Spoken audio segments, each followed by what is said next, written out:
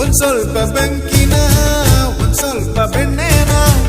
ಒಟ್ಟಾಗಿ ರುಬ್ಬಿ ಬ್ರಹ್ಮ ನಿನ್ನ ಮೈಯ ಮಾಡಿದ ಅಬ್ಬಬ್ಬ ಬಾರಿ ರಸಿಕ ನಿಜಕ್ಕುವಾಗಲಾವಿದ ಇಂದ್ರಾನು ಬೇಡಿದ